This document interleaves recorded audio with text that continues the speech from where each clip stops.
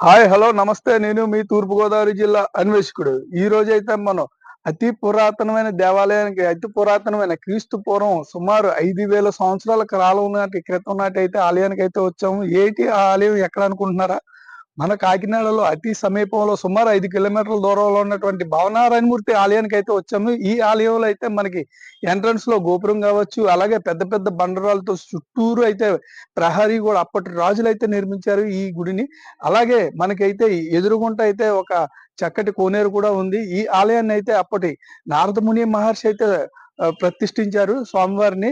ఈ ఆలయాన్ని అప్పటి రాజులైతే కట్టించారు. మనకి ఎదురుగుంట అయితే భవనారాయణమూర్తి అయితే మనకి దర్శనమిస్తూ ఉంటారు. అలాగే భవనారాయణమూర్తి వెనకాతల భాగాన్నయితే కిందన పాతాళంలో అయితే స్వయంభూగా వెలిసినటువంటి విష్ణుమూర్తి అయితే మనకైతే దర్శనం భాగ్యం కలిగిస్తూ ఉంటారు. అలాగే అక్కడైతే స్వామివారికైతే మనకి ఎక్స్‌ప్లెయిన్ చేస్తూ ఉంటారు అక్కడున్న అర్చకులు. కిందనైతే గరుడు వాహనం మీద అయితే గరుడు మొఖం చూపించి దాని మీదయితే స్వామివారు విష్ణుమూర్తి వారిని చూపిస్తారు. పక్కన అమ్మవారిని చూపిస్తా ఉంటారు. అలాగే ఇక్కడైతే మనమైతే ఈ ఆలయంలో అయితే మనం దర్శించుకుంటే 108 నారాయణ ఆలయాలను దర్శించుకున్న పుణ్యఫలం అయితే మనకి లభిస్తుందని చెప్పి పురాణాలైతే చెబుతున్నాయి. ఈ ఆలయంలో అయితే మనం ఈ ఆలయంలో మనం యజ్ఞం చేసినా, లేకపోతే మనం మెడిటేషన్ చేసినా సరే, మనం మెడిటేషన్ చేస్తే ఇక్కడికొచ్చి మనం మెడిటేషన్ చేస్తే 100 అశ్వమేఘాల యజ్ఞం ఫలం లభిస్తుందని చెప్పి మనకు పురాణాలైతే చెప్తున్నాయి. ఈ ఆలయం గురించి అయితే మరిన్ని విషయాలైతే తెలుసుకునే ప్రయత్నం చేద్దాం రండి. Thank you.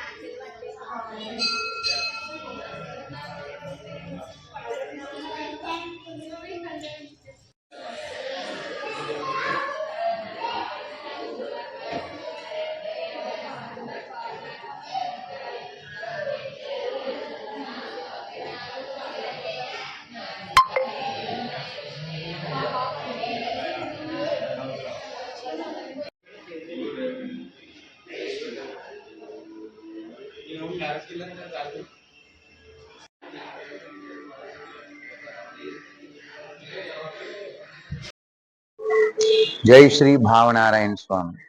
అష్టోత్తరశతం లోకే మమ క్షేత్రాని నారద తేషాం సర్పపురి క్షేత్రే యవమాత్రాదికం ఫలం భావనారాయణ శ్రీమాన్ ఆరూఢ పతగేశ్వర ఆవిర్భభువనే నారదాయ మహాత్మనే అని సర్పవరం శ్రీ భావనారాయణ స్వామి వారి క్షేత్ర మహాత్యం. ఏమిటండి ఈ క్షేత్ర మహాత్యం అంటే 108 నారాయణ క్షేత్రాలను దర్శనం చేసుకుంటే ఎంతటి ఫలితం వస్తుందో అంతకన్నా యవమాత్రాధికం ఫలం, అంతకన్నా అధికమైన ఫలితాన్ని ఇస్తోంది ఈ సర్పవరంలో వేంచేసి ఉన్న శ్రీ భావనారాయణ స్వామి వారి క్షేత్రం. ఎందుకండి ఈ క్షేత్రానికి వస్తే ఇంతటి ఫలం వస్తుంది? ఈ క్షేత్రంలో ఏంటి విశిష్టత అంటే, ఈ క్షేత్రంలో స్వామివారు స్వయంభూగా వెలిశారు. నారద మహాముని వారు కొన్ని వేల సంవత్సరం తపస్సు చేస్తే ఆ నారద మహాముని యొక్క భావంలో స్వామి ఏ విధంగా ఉన్నారో ఆ విధంగా స్వామి వెలిశారండి. భావ రూపంగా దర్శనమిచ్చిన నారాయణుడు భావనారాయణ స్వామి. ఏమిటి నారద మహాముని యొక్క భావంలో ఉన్న రూపము అంటే గరుడ వాహనం మీద కూర్చున్న మహావిష్ణువు. ఇది విశిష్టత. శ్రీ భావనారాయణ మహాపురుషాయ మహాత్మని భావ సంకల్ప ప్రధాత గరుడ వాహనాయ నమో నమః అని. గరుడ వాహనం మీద కూర్చుని ఉన్న మహావిష్ణువు యొక్క రూపము నారద మహాముని యొక్క భావంలో ఉందండి. అందువల్ల ఈ గరుడ వాహనం మీద కూర్చున్న స్వామి దర్శనం ఇక్కడ. ఇది విశిష్టత. గరుడ వాహనం మీద ఉన్న మహావిష్ణువు దర్శనం చేసుకుంటే ఈ తనువు సుఖంగా భోగ్యంగా అనుభవించిన తదనంతరం విష్ణు సాయుధ్యాన్ని పొందుతారు, మరుక్షణమే విష్ణు పాదాలలో చేరతారు అని చెప్పేసి పద్మపురాణము పెద్దలు కూడా సెలవిచ్చి ఉన్నారు. అందువల్లని ఇంతటి విశిష్టమైన దర్శనం ఈ క్షేత్రంలో మనకి లభ్యం అవుతోంది.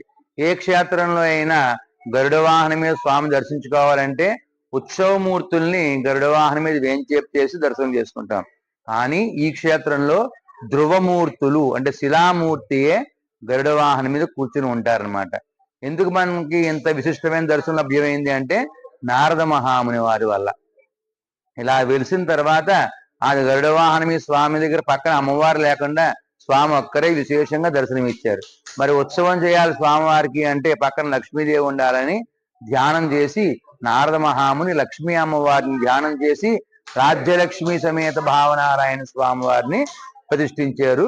దాని ముందుగా ఇది నారద ప్రతిష్ఠ ఆరుషము రాజ్యలక్ష్మి సమేత భావనారాయణ స్వామి. ఆ తర్వాత ఈ క్షేత్ర మహత్యాన్ని తెలుసుకుని ఆదిశేషుడు అంశ అయిన అనంతుడు అనే ఒక సర్పం వచ్చి భావనారాయణ స్వామి శరణు వేడుకుంటే ఆ సర్పానికి ఈ భావనారాయణ స్వామి వరమిస్తారు. ఈ క్షేత్రంలో భావనారాయణ స్వామిగా వెలిసిన తర్వాత మొట్టమొదటిసారిగా సర్పానికి వరం ఇచ్చారు. ఈ క్షేత్రంలో సర్పం వరం పొందింది కాబట్టి ఈ ప్రదేశానికి సర్పవరంగా నామధేయం ఏర్పడింది. అప్పటి నుంచి అప్పుడు ఆ కృతజ్ఞతతో అనంతుడనే సర్పం ఈ క్షేత్రంలో మరలా భావనారాయణ స్వామి వారిని ప్రతిష్ఠ చేసి వెళ్ళారు. అదే మన మూల భావనారాయణ స్వామి మూడవది అనమాట. అది అలా అని చెప్పి పురాణం చెప్తోంది. అందువల్ల దాన్ని పురాణ వ్యక్తమని, మొట్టమొదటి స్వయం వ్యక్తమని, రెండవది ఆరుషమని, ఇలా 3 విధాలుగా స్వామి క్షేత్రంలో ఏం చేస్తుంటారు. ఆదివారం వెలిసారు మాఘమాసంలో. అందువల్ల మాఘమాసంలో ఆదివారం నాడు స్వామిని దర్శించుకుంటే మన మనోవాంఛలన్నీ కూడా నెరవేరుతాయి. భావ సంకల్పాలు నెరవేర్చే నారాయణుడు భావనారాయణ స్వామి అని క్షేత్ర మహత్వం. ఇంకొక విశిష్టత అంటే ఈ క్షేత్రానికి 2 సరస్సులు ఉన్నాయి. మొట్టమొదటిది నారద కుండము, రెండవది ముక్తికా సరస్సు, ముక్తి కుండం అనమాట. మొట్టమొదటి నారద కుండంలో స్నానం ఆచరించి, తర్వాత ముక్తి కుండంలో స్నానం ఆచరించి ఈ ముగ్గురుగా ఏం చేసి ఉన్న 3 భావనారాయణ స్వామిని దర్శనం చేసుకుంటే ఎంతటి విశిష్టమైన ఫలితము లభ్యం అవుతుంది మనందరికీ. మనందరి భావాల్లో కూడా ఈ భావనారాయణ స్వామి ప్రతిష్ఠ అయ్యి మనందరినీ రక్షిస్తారు, మన భావ సంకల్పాలన్నీ నెరవేరుస్తారు భావనారాయణ స్వామి అని క్షేత్ర మహత్యం తెలియపరుస్తుంది. ఇక్కడ ఈ క్షేత్రంలోకి వచ్చాక మనం ఏమని స్మరణ చేసుకోవాలి అంటే ఓం నమో శ్రీ భావనారాయణాయ అనే నామాన్ని జపం చేసుకుని ప్రదక్షిణాలు చేస్తే 12 ప్రదక్షిణాలు చేస్తే, ఒక్కొక్క ఆదివారం 12 ప్రదక్షిణాలు చేస్తే 12 ఆదివారాల్లో మీ భావ సంకల్పాలు నెరవేరుతాయని చెప్పేసి ఈ క్షేత్ర మహాత్యం తెలియపరుస్తుంది. జై శ్రీ భావనారాయణ స్వామి.